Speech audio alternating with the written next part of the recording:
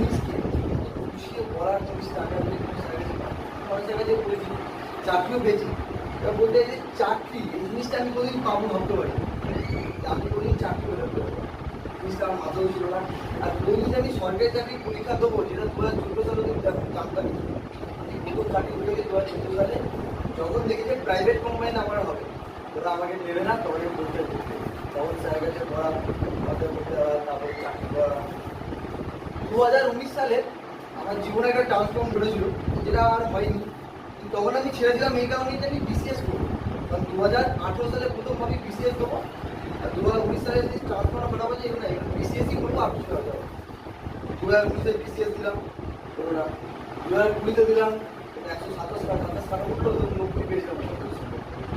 2021-এ দিলাম, 21-এ তখন আমার সাথে সম্রাটের প্রায় কথা হলো, কি করছি বল, কেমন পড়াশোনা, আমারও বলতে হচ্ছে, আমারও হচ্ছে।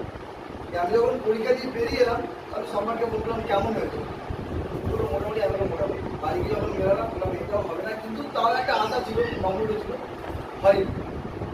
একদিন আমি সম্রাটের কাছে শুনলাম, সম্রাট একদিন স্যারের কাছে ভর্তি হয়েছি, আবার ভাবছি আবার যাবো, তাও কোথায়, দুর্গানগরে।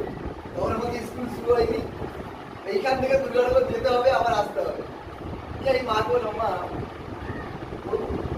আমরা দেখ আর পুজো ট্রাই কর, ভয় ভালো না তো আছে। প্রথম দিন পড়তে গেছি, প্রথম দিনই একটা বিশাল অভিজ্ঞতা, জল জমে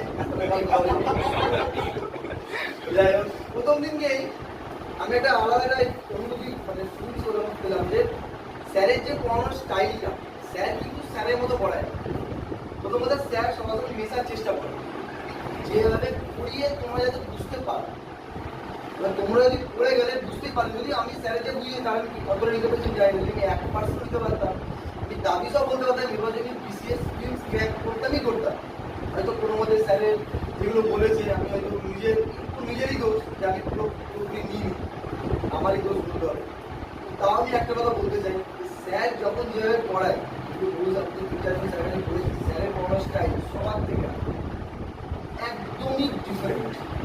আর আমি নিজে একটা বিষয় নিয়ে সবসময় দূরে ভাবতাম, আমার অঙ্ক করতে খুব ভালো লাগে, কিন্তু আমার সায়েন্স করতে ভালো লাগে।